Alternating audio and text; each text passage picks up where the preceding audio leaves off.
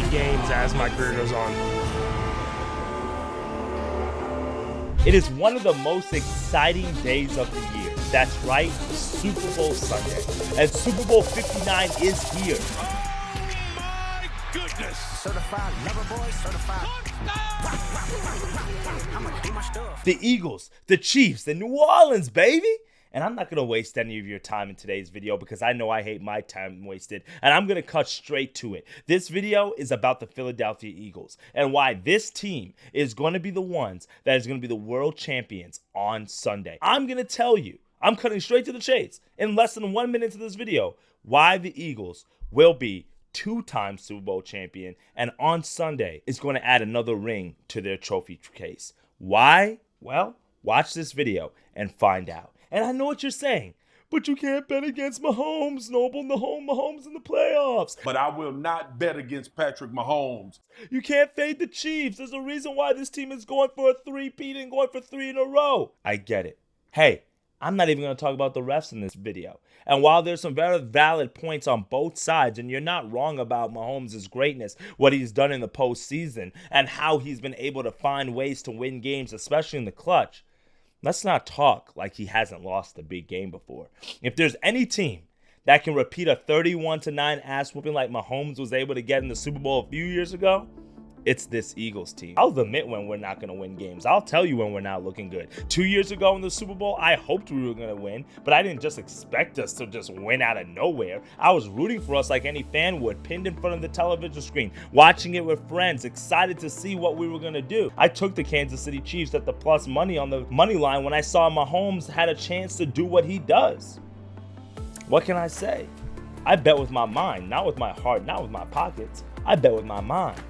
But in this video, I'm telling you why my mind, while me as an avid Eagles fan who's watched every single snap this season, is convinced that this team is going to win the Super Bowl this season. Now, there are obviously things that come in playing up in a very big game of this magnitude that can single-handedly change the outcome of a game, such as the turnover battle, Washington, or drop passes. Mark Andrews, Dawson Knox, right? Like anything can happen if your role players don't play, your superstars don't show up, if you're dropping passes, you're throwing interceptions, you're fumbling the ball. Let's hope Jalen Hurts doesn't do that again this time. But the better, more prepared team that doesn't make mistakes in critical moments is going to be the team that is going to be hoisting. Is it the Lombardi trophy? Is that what it's called?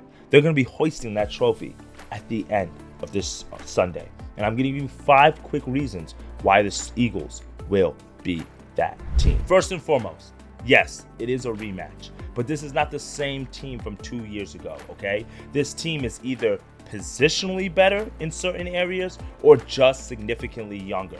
For an example, when we look at the defensive line for this Eagles team in 2022, the average age was over 30 years old. They had players like Fletcher Cox, Ndamukong Suh, Jason Hargrave. This year, the team is significantly younger, and the snaps are going to guys primarily under the age of 25. So what does that mean? Maybe a little bit less experience in a game of this size, but faster, stronger, and you know what? I will bet my chips on those type of guys any day. Let's go by some of the pieces and some of the changes that this Eagles squad has made piece by piece since the 2022 season. First and foremost, we have to look at the coaching. We had Jonathan Gannon as our defensive coordinator at that time. Well, we replaced him for Vic Fangio, okay? In 2022, the Eagles were led by a very strong defensive line. That was a hallmark of our team. We actually broke the NFL record for the most sacks in a season that year. But that defensive line made up for a lot of glaring mishaps or mistakes and errors that our secondary had. That was exploited by Patrick Mahomes. So while that defensive line and decent play from our top 2 cornerbacks was good enough for the Eagles to make it to the Super Bowl, it covered a lot of Jonathan Gannon's big problems. And when that pass rush wasn't getting home, which was the problem in the Super Bowl, if you remember, Hassan Reddick kept slipping on the field. A lot of the defensive rushers could not get pressure on Mahomes. Well, that defense got torn apart. There's no doubt why they gave up over 35 points to the Chiefs in that matchup.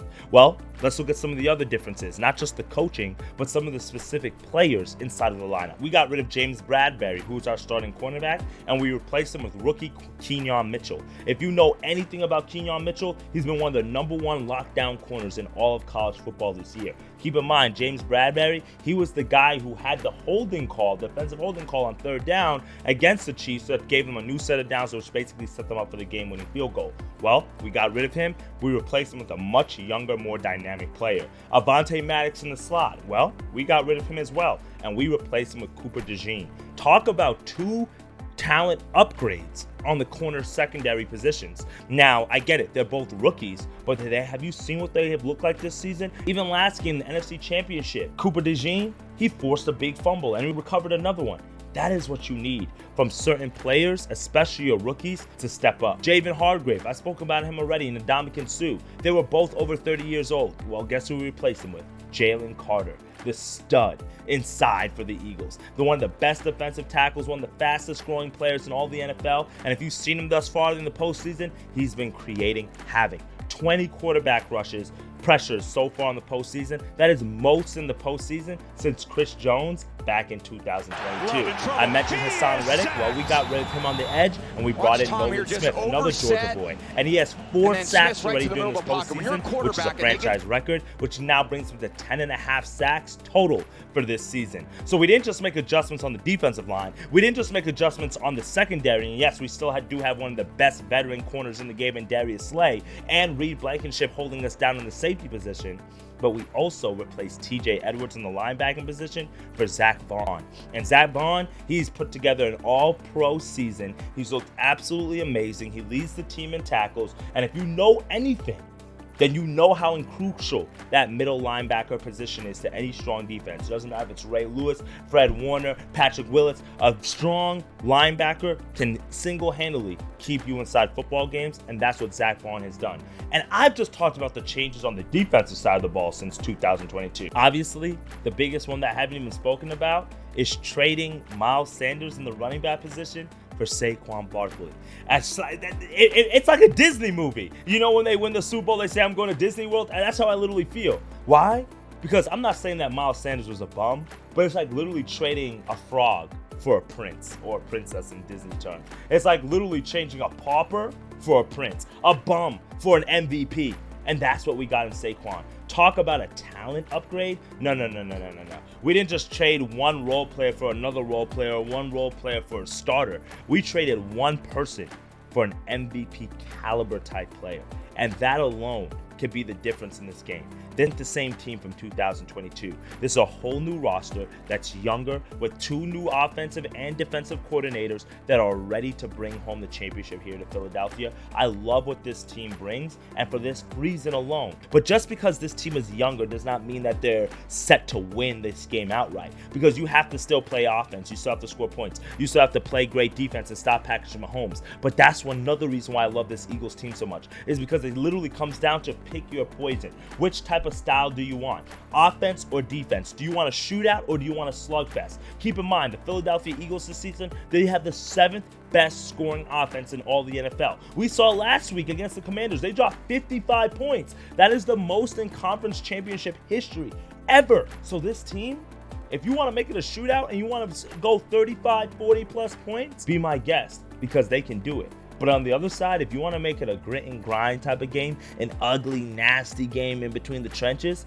well, the Eagles can do that as well, because they finished the regular season with the fewest yards allowed per game, giving up less than 280 yards. And they have the 2nd best scoring defense in all the league, giving up less than 18 points per game. And since week 10, they've been the #1 defense in all the NFL in terms of EPA per play. What's EPA, you might be asking? Well, in short, it just simply means it's a stat that measures how well a team performs compared to their expectation on a play-to-play basis. So what does that tell you? Simply that this team, they play the way they're supposed to. They make the right plays at the right times, they stay within their lanes, and they're going to play tough. Now, I know what you're saying. I know all you're hearing about is the Eagles this, Eagles that, Eagles this. And I know I might be forgetting about Mr. Mahomes, probably the biggest X factor in this game, besides the guys in black and white. But I don't think any Chiefs fans are probably still watching at this point in this video, if I'm being honest. And we all know how dangerous Mahomes is, okay? You don't win 3 Super Bowls and you don't go to several AFC Championship games if you're not dangerous. We understand that, right? We look at the numbers here about what Mahomes has done in the postseason. You can see it right here. You see the success, you see the numbers, it's undeniable. However, the biggest thing that I'm looking at here is not just that the Eagles can beat you in either way, whether it's a shootout or whether it's a slugfest, but also Mahomes is only a threat if he's on the field, which leads to my third point that the Eagles have to be able to do, but also why I believe they're going to win this game is because they can control the clock. The Chiefs this season has a very unique offense, very different from what we've seen in years prior. The Chiefs run a lot of heavy personnel packages, so it's not your standard, let's just drop back, put your wide receivers out wide, play action type of offense. Everything that the Chiefs does is about confusing the defense, so their game is predicated very heavily on misdirection, on movement without the ball, pre-snap line of scrimmage movement. Their team this season is not that team that's just going to line up, take a 5-step drop, and throw it on time to an out route. Like, that's just not how they're built. They just don't have that type of talent. Now, D-Hop, he's probably their best option for plays like that, but the veteran, let's be honest, he has some miles on him, and respectfully, he's one of the best players to do it. So at this point in his career, it's okay that he's a little bit banged up, he's a little bit slower. But if you aren't playing a true drop-back pass type of football game, then it opens up the vault for Andy Reid's kind of mind and his genius. And that's where we get Xavier Worthy into the mix, right? On motion patterns, Travis Kelce and Mitch routes, Patrick Mahomes and Kareem Hunt in RPOs. And when you look at the numbers, the Chiefs are actually ranked #1 this season using the most RPOs per game. So this is the type of offense that's going to get you really frustrated. It's very hard to stop, but it also plays right into the strength of Vic Mangino's defense. And what do I mean by that, right? If you've been tapped into the free three, I hope you guys have. That's our daily betting show that we do here every single weekday on the channel, where I talk about my favorite picks and plays.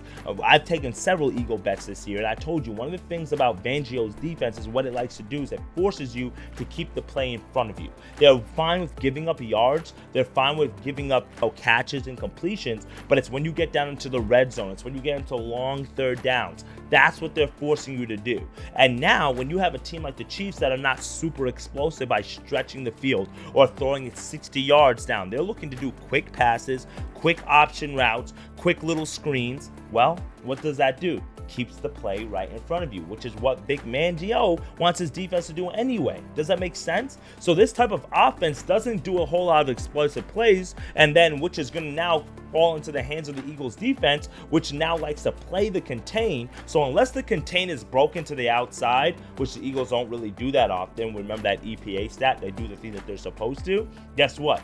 The Chiefs are probably going to string together a lot of longer drives. And if they're stringing together longer drives, that's not only going to use the clock on their side, but the Eagles are a team that likes to use the clock themselves. They're the #1 team in the regular season in terms of time of possession. And if you remember back a few weeks ago against the Steelers were streaking. They were coming back in that matchup against the Eagles right before halftime. They had scored. In the second half, they only had 3 second half possessions. They did not touch the ball for the final 10 minutes of the game in the fourth quarter. Why? Because the Eagles were able to milk the clock, not only by running it, but by throwing it, by using different combinations of plays. And that is the Eagles' biggest strength. Yes, they have Saquon. Yes, they have A.J. Brown.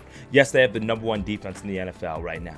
But they also know how to manage the clock to where your offensive weapons, they can't even get on the field to score points. And I believe that is going to be one of the big differentiators in this game. Patrick Mahomes is only effective if he's on the field. So we talked about Mahomes. We talked about what he's going to do. We talked about what the Eagles need to do, not only just bleed the clock, not only being able to play in a slugfest or in a shootout, not only having a younger team, but they also have an X factor. I said it at my press conference, but if there was any doubters, there's no more. Everybody thinks of him as a runner, but the way he was able to throw the football, especially in the Super Bowl, it shows the talent that he has. And that ball is landed in the perfect place. He had the best performance in the Super Bowl that I've ever seen of a quarterback. Running the ball, throwing the ball, he balled out. An X factor that's been getting ridiculed all season long, and I don't get it why. And that's Mr. Jalen Hurts. But this game is not about Jalen Hurts' arms or his legs. It's about this thing right here. It's about his mind.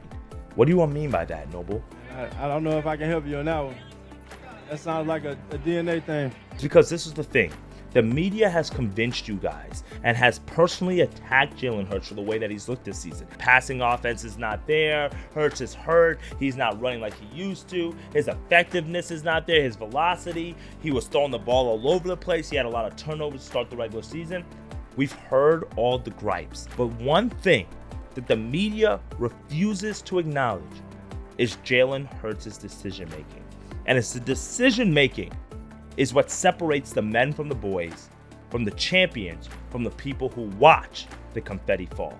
We want to be the ones celebrating the confetti, not the ones just watching it. And it's going to come from Jalen Hurts' decision making as to why that is. Let's look at last game against the Commanders for an example. You heard Tom Brady say several times in the booth during the color commentary about how Jalen Hurts had one-on-one coverage with A.J. Brown on the outside several times. Devontae Smith as well. But Jalen Hurts, instead of taking the risk and throwing it, guess what he did? He kept it. Sometimes he tucked it. He did the shorter pass to Goddard. Sometimes he ran with it himself. Or he just threw the ball away, which is the biggest difference from the game prior against the Rams where he took 7, 8, 9 sacks. Against the Commanders, he didn't take the same sacks. He threw the ball away. And that is the difference between Jalen Hurts and a lot of the other quarterbacks in this league.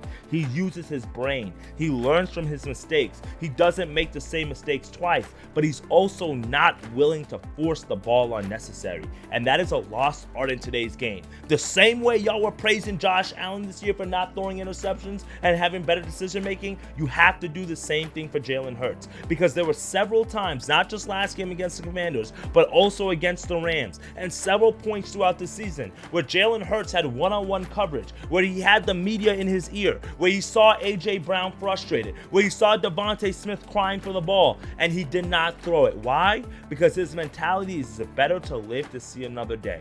Because we have A.J. Brown, because we have Saquon Barkley, because we have the number one offensive line in all of football. So there's no need to do the Joe Burrow, force the ball in very tight windows, or to do the Josh Allen of years past, try to wear the Superman cape and do it all yourself. There's no need for that. And when you look at the numbers, Hurts has been one of the most efficient quarterbacks in all of the postseason. He has not thrown a postseason interception since his first career playoff game back in 2021. And that was against the Tampa Bay Bucks in a wild card game. So we've gone over 3 years since we've seen him throw a postseason interception. And he's only 10 passes away from breaking Drew Brees' postseason record for the most consecutive passes without throwing an interception. I'm not mad about that. I would love to see him break that record. I think he will. And I believe that this is another game where he can go flawless without throwing an interception, because he didn't throw one last time against the Chiefs. It was the fumble that hurt him. So overall, we just can't have the turnovers. But when you look at the numbers, Jalen Hurts has now gone 7 straight postseason games with at least 20 passes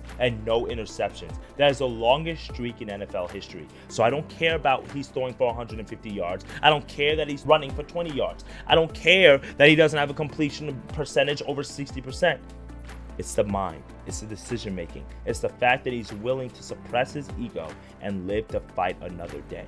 And that is what summarizes this Eagles team up more than anything. And the fifth and final point as to why the Eagles are going to win the Super Bowl is because this team is special. It's because this team has a narrative. Remember my first point just not too long ago about how this 2024 team is a little bit different from the team 2 years ago? Well, it's not just for the reasons that I mentioned, such as the youth or the talent.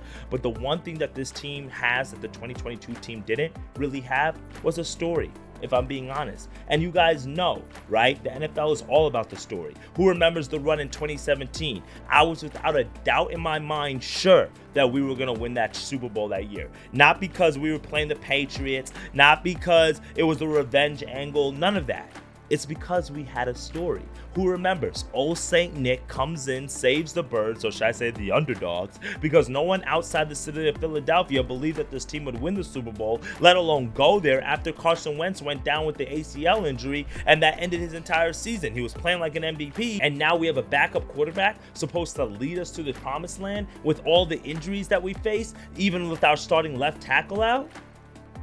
Well, that's the Super Bowl formula right there, my friends. That's the story right there. That's the narrative. We had the storyline. Backup quarterback, underdog, second-year head coach, revenge rematch against Tom Brady. And what does the NFL and Roger Goodell love more than that? So if we're being serious about the team this year, what's the storyline for the Chiefs?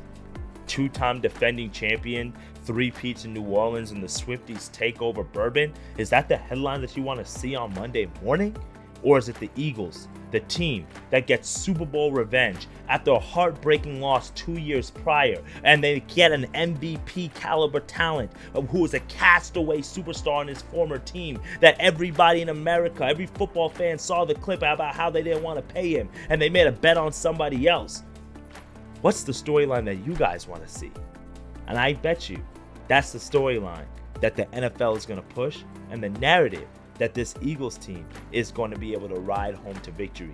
There's more on their minds, man. You see Jalen Hurts, he's serious. You see guys that lost a few years ago, like DJ Gardner-Johnson, like Darius Slay, like Lane Johnson. This team is motivated.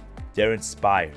And if no else fail, if this video hasn't convinced you as to why the Eagles are going to win, there's been no team in NFL history that has won 3 Super Bowls in a row. It's never happened. There have been 8 times where a team has had a shot at it in the Super Bowl era. Legendary teams filled with Hall of Famers, and all 8 times they fell short. So if you don't believe in the law of averages, believe in the law of numbers. And I believe that this is the time where it's going to work in our favor. The Chiefs have not lost a postseason game in 9 straight games. Something is due. It's been 4 years since they've lost a postseason game. Well, no better time to do it than like the present. And if you're on the fence and you're asking yourself, who should I take in this game? Just ask yourself, who is the better team? I know it's sometimes hard to get our vision blurred because we're thinking about Mahomes, we're thinking about the refs, we're thinking about some of these other variables and factors, and I get it. But when you look at this rosters, when you look at the teams from top to bottom, the Philadelphia Eagles are the better team here. And as long as they can play their style of football, which is run the ball, use the clock, use their youth and their speed to their advantage, use their mind and not force turnovers or plays and allow the game to come to them, there's no doubt in my mind that the Philadelphia Eagles will be hoisting the Lombardi trophy like they did 7 years ago. This team is different from 2017. We're not underdogs anymore. Nobody's written us off here. But you know what? The writing has been on the wall. Why? Because we got to face the Commanders at home. We got to play in a snow bowl against the Rams at home. We were able to get a tune-up game before both of those matchups against Green Bay in the playoffs. This team has faced every single adversity, every single opponent, every single obstacle that's been presented in front of them, and they've overcome it. So have the Chiefs. But the Chiefs have been skating by the skin of their teeth, winning games that they really should have won, benefiting from drop passes and missed field goals and things of that nature. Well, we're here at the Super Bowl. Everything's on the table.